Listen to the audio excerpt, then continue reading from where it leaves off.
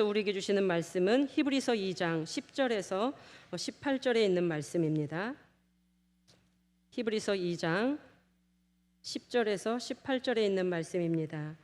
신약 성경 354쪽에 있습니다. 저와 여러분이 한 절씩 교독하도록 하겠습니다. 그러므로 만물이 그를 위하고 또한 그로 말미암은 이가 많은 아들들을 이끌어 영광에 들어가게 하시는 일에 그들의 구원의 창시자를 고난을 통하여 온전하게 하심이 합당하도다.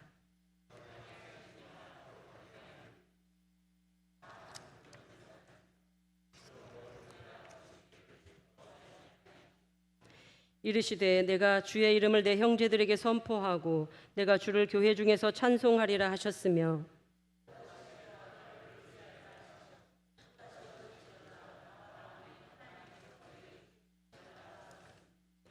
자녀들은 혈과 육에 속하였음에 그도 또한 같은 모양으로 혈과 육을 함께 지니심은 죽음을 통하여 죽음의 세력을 잡은 자 곧 마귀를 멸하시며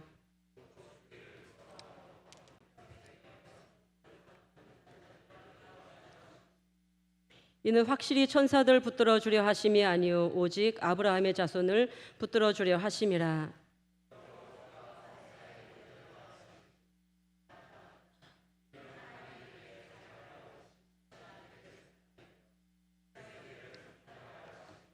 같이 읽겠습니다. 그가 시험을 받아 고난을 당하셨은즉 시험 받는 자들을 능히 도우실 수 있느니라. 아멘. 날씨가 몹시 덥습니다. 그래서 밤새 또 잠을 설치셨을 텐데 또 피곤한 가운데서도 말씀을 사모하며 나오신 우리 성도님들에게 말씀을 통해서 주신 하나님의 은총이 넘쳐나기를 예수님의 이름으로 축복합니다. 네. 오늘 고난을 통해 온전해지는 신앙이라는 제목으로 하나님의 말씀 같이 나누도록 하겠습니다. 먼저 이 히브리서를 대략적으로 개요를 말씀드리면 히브리서는 유대교에서 기독교로 개종하였으나 당시 로마의 박해와 또 동족인 유대인들의 핍박으로 다시 유대교로 귀의하려고 하는 사람들이 있었습니다. 그리고 아직 예수 그리스도를 하나님의 아들로 인정하지 않는 그런 유대인들에게 왜 하나님이 하나님의 아들이신지 설명하고 있는 것입니다. 당시 유대인들은 예수님을 선지자 중에 하나로 또 천사보다 못한 존재로 생각했습니다. 그래서 앞서 1장과 히브리서 1장과 또 오늘 본문 앞까지 히브리서 기자는 예수님은 선지자보다 뛰어나고 천사보다 뛰어나신 분임을 구약 성경 곳곳에서 그 구절을 찾아와서 설명하고 있습니다. 그래서 이 히브리서는 다른 서신들과 달리 히브리서에는 다른 구약의 구절들을 인용한 곳이 많습니다. 왜냐하면 히브리인들은 어느 누구보다도 구약 성경에 능통한 사람들이었기 때문에 그렇습니다. 히브리 기자는 구약에 계시된 이 메시아가 바로 육신을 입고 세상에 오신 또 그분이 바로 예수 그리스도이시다라고 말씀하고 있는 것입니다. 그래서 오늘 본문은 예수 그리스도가 하나님의 아들이심을 믿지 못하는 히브리인들에게 또 그리고 아직도 예수 그리스도의 부활을 믿지 못하는 오늘날의 성도들에게 답을 주는 말씀입니다. 히브리 기자는 오늘 말씀을 통해 하나님의 아들이신 예수님이 육신의 옷을 입으시고 세상에 오신 것은 십자가 죽음을 통해 우리를 영광의 나라에 들어가게 하시기 위함이다. 그렇게 말씀하고 있습니다. 저와 여러분도 왜 육신의 옷을 입고 세상에 오신 예수님이 하나님의 아들이신지, 왜 하나님이 육신의 옷을 입고 세상에 오셔야 했는지, 그래서 우리가 누리는 은혜가 무엇인지를 깨닫는 그런 시간 되기를 원합니다. 오늘 본문 10절 말씀을 우리 같이 읽도록 하겠습니다. 그러므로 그 만물이 그를 위하고 또한 그로 말미암은 이가 많은 아들을 이끌어 영광에 들어가게 하시는 일에 그들의 구원의 창시자를 고난을 통하여 온전하게 하심이 합당하도다. 아멘. 예수님이 육신의 옷을 입고 세상에 오셔야 했던 이유는 고난을 통해 우리를 온전하게 하시기 위함이다. 그렇게 말씀하고 있습니다. 오늘 본문이 그렇게 시작하듯이 또 예수님은 만물을 창조하신 하나님이십니다. 요한복음 1장에서도 사도 요한이 만물이 그로 말미암아 지은 바 되었으니 지은 것이 하나도 그가 없이는 된 것이 없느니라 그렇게 우리에게 말씀해 주지 않았습니까? 그것처럼 예수님은 지금 육신을 입고 세상에 오셨지만 그분은 창조주 하나님이시다라는 것입니다. 그런데 그분이 우리를 하나님의 영광의 나라로 들어가게 하시기 위해 십자가의 죽으심으로 우리를 온전하게 하셨다는 것입니다. 그런데 왜 유대인들이나 또 세상 사람들이 이 사실을 인정하지 못하는 것입니까?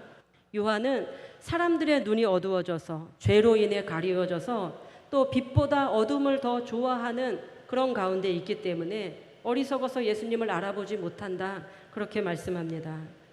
지금도 많은 그리스도인들이 우리가 전도를 해보지만 예수 그리스도가 하나님의 아들이시고 우리를 구원하시기 위해 세상에 오셨다, 그렇게 전하지만 사람들은 귀 기울여 듣지 않습니다. 예수님을 그저 기독교라는 종교의 창시자 정도로 그들은 알고 있을 뿐입니다. 예수님이 하나님의 아들이신 것이 믿어지지 않는 것이지요. 우리가 아무리 가까운 가족이어도 그것을 이해시키기가 또 설득시키기가 얼마나 어렵습니까? 그럼에도 불구하고 그 진리를 알고 또 우리가 깨닫고 예수님을 믿도록 우리의 눈이 떠진 것이 얼마나 크고 놀라운 은혜인지 모르겠습니다. 사도 바울도 이 사실을 인정하지 못했던 사람입니다. 그런데 그가 다메섹 도상에서 부활하신 예수님을 만나고 그의 눈이 떠지자 그는 이제 목숨을 걸고 예수 그리스도의 복음을 전하는 자가 되지 않았습니까? 하나님은 모든 인류를 죄로 인해 잃어버렸던 그 하나님의 영광의 나라에 들어가게 하시기 위해 육신의 옷을 입으시고 세상에 오셔서 십자가에 달려 죽으신 것입니다. 히브리서 1장 1절에 말씀하고 있는 것처럼 하나님은 택하신 백성을 하나님의 영광의 나라로 들어가게 하시기 위해 여러 모양, 여러 방법으로 말씀해 주셨었습니다. 때로는 세미한 음성으로 말씀해 주셨고요. 때로는 우레와 같은 말씀으로 말씀하시기도 하셨고, 또 모세의 율법을 통해 말씀해 주셨고요. 선지자들을 보내서 회개하게 하셨으나 사람들이 듣지 않았습니다. 결국에는 우리를 하나님의 나라에 들어가게 하시기 위해 하나님이 육신의 옷을 입으시고 세상에 오셔서 우리를 위해 죽어주신 것이다. 히브리서는 그것을 말씀하고 있는 것입니다. 그렇다면 예수님이 우리를 위해 죽어주심으로 우리에게 이루어진 일이 무엇인가 11절부터 말씀해주고 있습니다. 우리 11절에서 12절 말씀을 같이 읽도록 하겠습니다. 거룩하게 하시는 이와 거룩하게 함을 입은 자들이 다 한 근원에서 난지라. 그러므로 형제라 부르시기를 부끄러워하지 아니하시고 이르시되 내가 주의 이름을 내 형제들에게 선포하고 내가 주를 교회 중에서 찬송하리라 하셨으며. 아멘. 이 말 단어가 굉장히 쉬운 내용인데 어렵지 않습니까? 그죠? 저도 이 말씀을 준비하면서 읽고 또 읽고 수십 번 읽어서 이해가 되었습니다. 사실 간단한 이야기인데 왜 이렇게 복잡하게 히브리 기자가 써놓았는지, 그만큼 우리 예수 그리스도에 대해서 이해하기가 정말 어렵다는 것입니다. 그냥 우리를 위해서 십자가 못 박혀 단순히 죽으신 그런 분이 아니시다라는 것입니다. 하나님의 크고 놀라운 그 경륜을 지금 담아서 히브리 기자가 말씀해 주신 것입니다. 예수 그리스도께서 십자가에 죽어주심으로 우리에게 이루어진 첫 번째 일은 예수님과 우리 사이를 형제되게 하신 것입니다. 지금 말씀이 그렇게 우리에게 이야기하고 해주고 있습니다. 11절에 거룩하게 하시는 이와 거룩하게 함을 입은 자들이 다 한 근원에서 난 자라, 그렇게 말씀하고 있습니다. 그런데 이 거룩이라는 단어는 본래 인간에게는 없는 단어입니다. 인간에게도 없는 오직 하나님에게만 있는 속성입니다. 그런데 하나님은 예수 그리스도를 우리를 거룩하게 하시기 위해 세상에 보내셨고, 예수 그리스도의 피 흘리심을 통해 우리는 거룩함을 입은 자 되었다라는 것입니다. 이유는 하나님께서 당신의 아들 예수 그리스도를 통해 혈과 육에 속한 우리를 한 근원 되게 하셔서 하나님의 영광의 나라로 들어가게 하시기 위함입니다. 그래서 우리는 예수님과 한 형제가 되었고요, 자매가 되었습니다. 요한복음 20장 17절에 부활하신 예수님께서 제자들에게 그렇게 말씀하셨습니다. 너는 내 형제들에게 가서 이르되 내가 내 아버지 곧 너희 아버지 내 하나님 곧 너희 하나님께로 올라간다 하라. 그렇게 말씀하시며 제자들을 형제라 불러주셨습니다. 마태복음 25장 40절에도 너희가 여긴 내 형제 중에 지극히 작은 자 하나에게 한 것이 곧 내게 한 것이라, 그렇게 말씀하셨습니다. 성도들을 내 형제로 그렇게 부르신 것입니다. 뿐만 아니라 오늘 본문 13절에서는 우리를 자녀다, 그렇게 부르십니다. 우리 같이 13절 말씀을 같이 읽겠습니다. 또 다시 내가 그를 의지하리라 하시고 또 다시 볼지어다 나와 및 하나님께서 내게 주신 자녀라 하셨으니, 이 앞에 형제라는 개념이 친근함을 준다면 자녀라는 개념은 이 어린 자녀들이 어머니의 품에 안겨 있는 것과 같은 그런 포근함과 안정감을 주는 단어입니다. 저는 세상에서 가장 아름다운 그림이 있다면 바로 엄마 품에 안겨 있는 그 새근새근 잠든 어린아이의 모습이 아닌가 그렇게 생각합니다. 하나님의 자녀는 이렇게 아버지의 품에 있을 때만 참 평안을 누릴 수 있다라는 것입니다. 하나님은 예수님을 통해 우리를 하나님의 자녀 삼아 주셨고, 예수님은 우리를 형제라 친구라 그렇게 말씀해 주셨습니다. 주님 안에 한 형제 자매된 우리 인천신학교의 모든 성도님들, 주님 품 안에서 주님이 주시는 참 평안과 안식을 늘 누리며 살아가시기를 예수님의 이름으로 축복합니다. 예수님께서 육신의 옷을 입고 오셔서 십자가에 죽어주신 것은 잃어버린 하나님과 우리의 관계를 회복해 주시기 위함입니다. 어린 자녀가 그 부모와 함께 있으면 걱정과 두려움이 없는 것처럼 우리는 그 어떠한 상황 속에서도 아버지 되시는 그 주님 안에 있으면 자녀된 축복을 누릴 수 있습니다. 그 은혜를 저와 여러분이 평생에 누리시기를 원합니다. 두 번째로, 예수님께서 우리를 위해 죽어주심으로 우리에게 이루어진 일이 있습니다. 그것은 마귀의 세력을 멸하시고 죽음의 두려움에서 노임받게 하신 것입니다. 오늘 우리 14절 15절 말씀을 같이 읽겠습니다.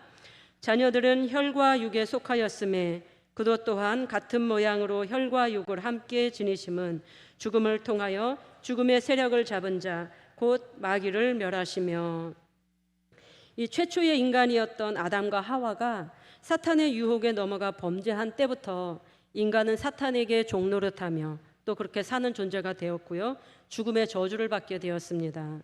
하나님께서 당신이 창조한 이 세계 속에 인간을 두신 이유는 하나님 안에서 자유와 행복을 누리며 살게 하시기 위함이었는데, 인간은 거꾸로 사단의 종노릇하며 죽음을 두려워하는 그런 존재가 되었습니다.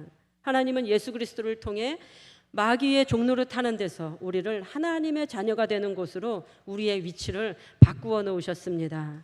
뿐만 아니라 예수 이름의 권세를 우리에게 주셔서 누구든지 예수 그리스도의 이름을 부르면 마귀를 대적할 수 있습니다. 그러나 우리가 이 예수 그리스도를 인격적으로 만나지 않으면, 또 성령으로 충만하지 않으면 우리는 여전히 사탄의 종노릇하며 살아갈 수밖에 없습니다. 저와 여러분이 날마다 깨어 있어서 사탄의 괴계를 예수 그리스도의 이름으로 물리치며 살아가는 저와 여러분 되기를 원합니다. 세 번째로, 예수님께서 십자가의 죽으심으로 우리에게 이루어진 일은 죽음의 두려움에서 우리를 놓아주신 것입니다. 우리 15절 말씀을 같이 읽겠습니다. 또 죽기를 무서워함으로 한평생 매어 종노릇하는 모든 자들을 놓아주려 하심이니, 이 범죄한 인간은 영원한 생명을 잃어버렸습니다.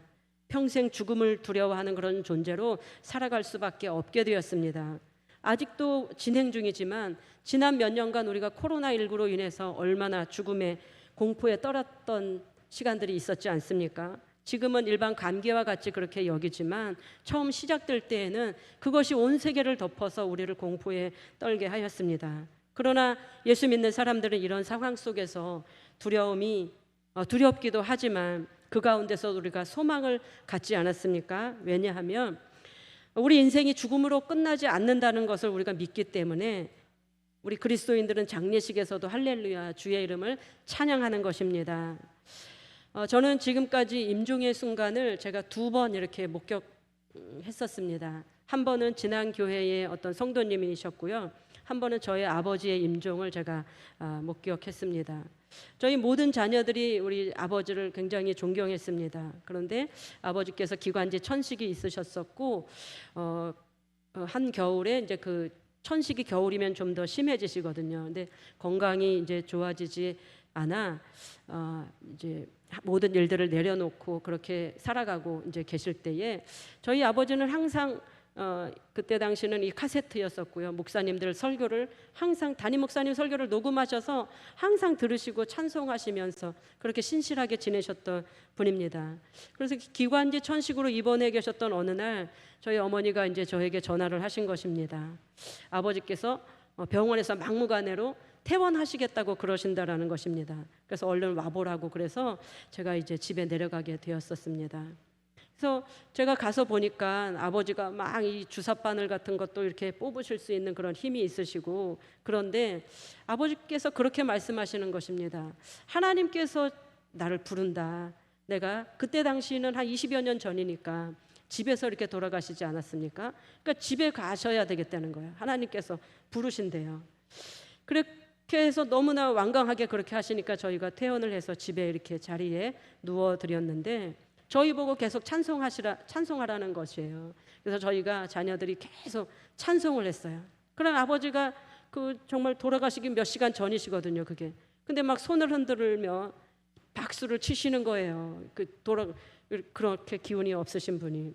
제 생각에는 그런 거예요. 아니, 저렇게 찬송하고 우리가 아버지가 박수칠 기력이 있으면 치료받으면 나을 수 있는데 아버지가 왜 저렇게 고집을 부리시나 그랬었어요.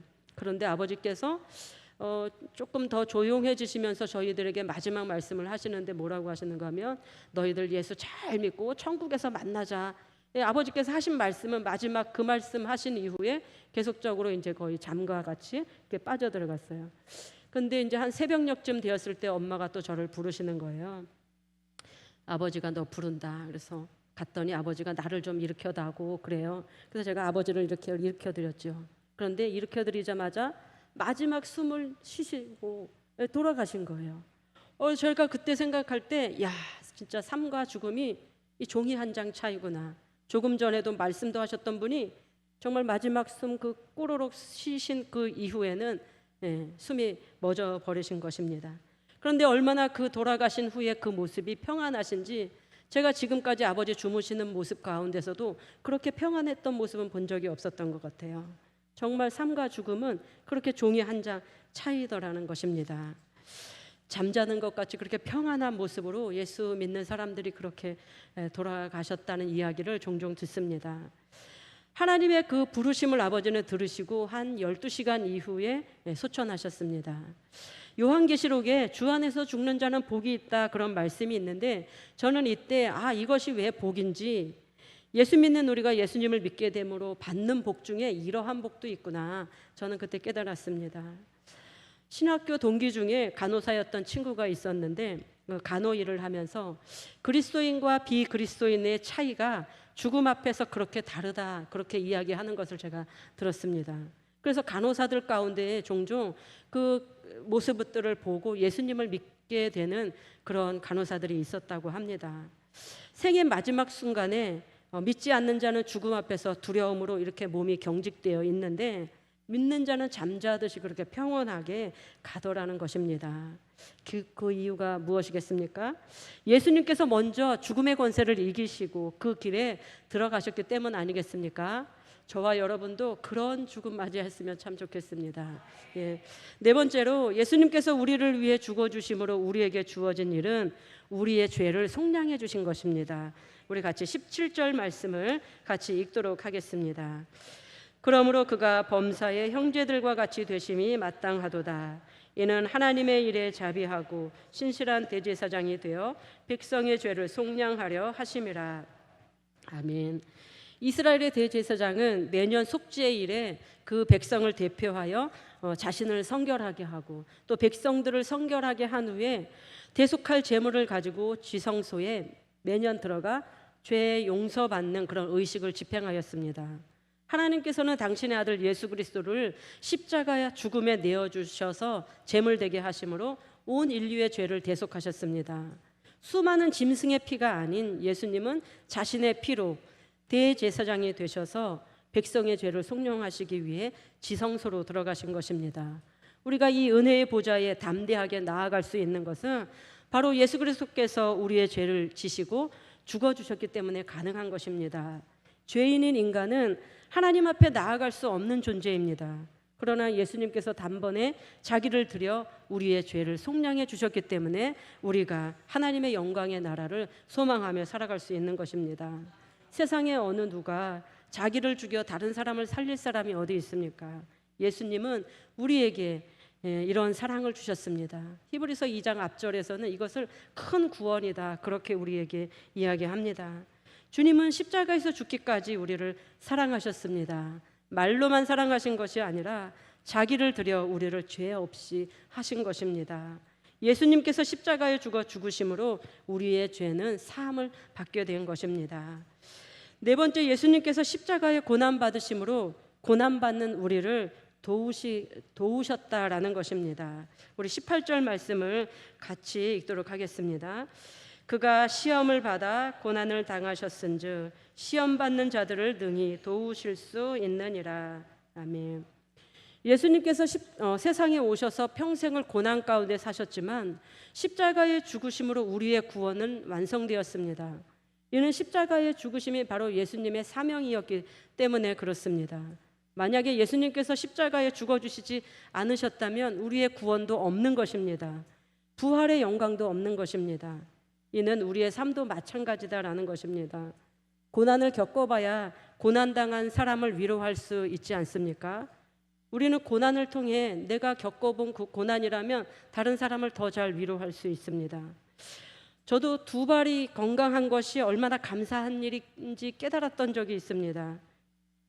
한 몇 년 전에 서랍장을 빼다가 그 서랍장이 엄지발가락에 떨어져 가지고 엄지발가락에 골전된 적이 있었어요. 근데 제가 생각하기를 이 엄지발가락 하나 다쳤지만 나머지 9개의 발가락이 있기 때문에 얼마든지 뭐 걸을 수 있을 거라고 저는 생각을 했거든요. 그랬는데 엄지발가락 하나 다쳤는데 못 걷더라고요, 사람이. 그래서 깁스를 하고 이렇게 다녔는데, 목발을 짚고 한 일주일 넘게를 이렇게 다녔는데, 그 목발을 짚는 것도 그렇게 아픈 줄을 그때 알았습니다. 이 겨드랑이도 너무 아프고요, 손바닥도 너무 아프고요, 하루만 하고 다녀도 물집이 잡히고 그러더라고요. 제가 그래서 그때 다니는 그 목발 짚고 다니는 사람들 보면 얼마나 고생이 많으냐고 그렇게 이야기합니다. 그리고 그때 또 어딘가를 다녔어야 했는데 대중교통이 얼마나 불편한지요. 정말 우리나라는 장애인들이 살기가 너무나 불편한 나라라는 것을 그때 또 공감하게 되었습니다. 헨리 나우엔이라는 영성가가 쓴 이 상처 입은 치유자라는 그런 책이 있습니다. 그는 그 책에서 예수님을 상처 입은 치유자라고 이렇게 표현합니다. 예수님께서 육신의 몸을 입고 오셔서 우리가 받을 수 있는 고난 또 다 받으시고 우리가 겪을 수 없는 고난까지도 다 겪으셨기 때문에 우리가 당하는 모든 고난을 위로하실 수 있는 분이시다, 그렇게 말씀하시는 것입니다. 예수님께서 상처를 받으셨기 때문에 우리를 위로할 수 있는 것이죠. 그렇습니다. 예수님은 우리처럼 고난을 당하셨고 우리의 배고픔도 아시고요, 또 우리의 눈물도 아시고요, 우리가 많은 말을 하나님께 굳이 하지 않아도 우리의 마음까지도 아시고요, 그래서 우리를 위로해 주시고요, 참 생명의 길로 우리를 인도해 주시며 우리를 자유케 하시는 하나님이십니다. 이 헨리 나우엔도 남미 페루의 빈민가에 살면서 예수님의 사랑을 그가 전했습니다. 그는 혁명을 통해서 세상을 변화시키려고 한 것이 아니라 예수님처럼 가난한 사람들과 함께 살면서 그들에게 정말 필요한 것이 예수 그리스도의 복음이구나 깨닫고 그들과 함께 살면서 그 사랑을 전했던 사람입니다. 이사야 53장 4절에서 5절부터 예수님의 고난을 이렇게 계시하고 있습니다. 띄워주시면 우리 같이 읽도록 하겠습니다. 그는 실로 우리의 질고를 지고 우리의 슬픔을 당하였거늘 우리는 생각하기를 그는 징벌을 받아 하나님께 맞으며 고난을 당한다 하였노라. 그가 찔림은 우리의 허물 때문이요 그가 상함은 우리의 죄악 때문이라. 그가 징계를 받음으로 우리는 평화를 누리고 그가 채찍에 맞음으로 우리는 나음을 받았도다. 아멘. 이사야 선지자의 이 예언처럼 예수님은 육신의 몸을 입고 세상 한가운데 오셔서 먼저 고난과 슬픔을 당하셨기 때문에 우리의 고난과 슬픔, 그것이 어떠한 것이든지 위로하실 수 있습니다. 또 그가 채찍에 맞음으로 우리의 모든 질병을 치료할 수 있으신 것입니다. 그리스도인은 고난과 떨어질 수 없는 존재입니다.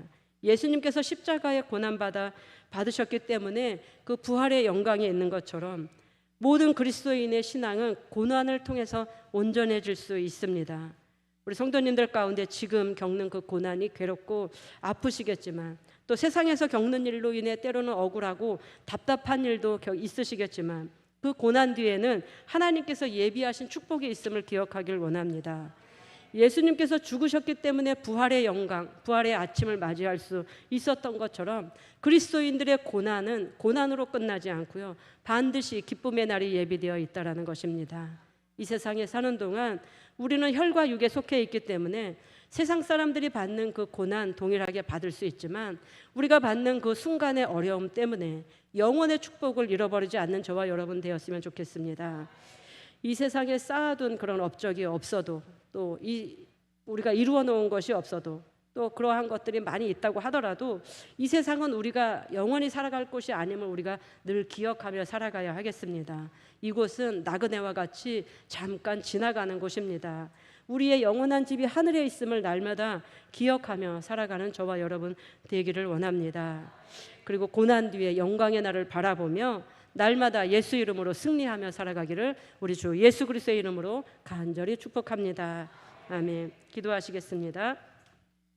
하나님, 우리를 하나님의 영광의 나라로 들어가게 하시기 위해 하나님께서는 하나님의 아들 예수 그리스도를 세상 가운데 보내셔서 죽게 하시고 우리를 사망의 권세에서 건져주셨습니다.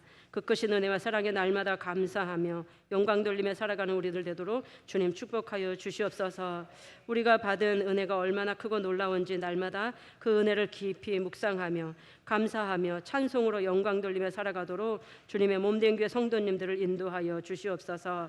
우리를 고난 가운데 인도하여 주신 것은 또 예수 그리스도께서 고난으로 인하여 부활의 영광을 경험하신 것처럼 아버지, 우리의 고난을 통하여 하나님께서는 영광의 날을 우리에게 예비해 두신 줄로 믿습니다. 주님의 몸된 교회 성도님들의 삶 가운데 날마다 임하여 주셔서 고난 뒤에 예비하신 하나님의 축복들을 경험하며 살아가시도록 인도해 주옵소서.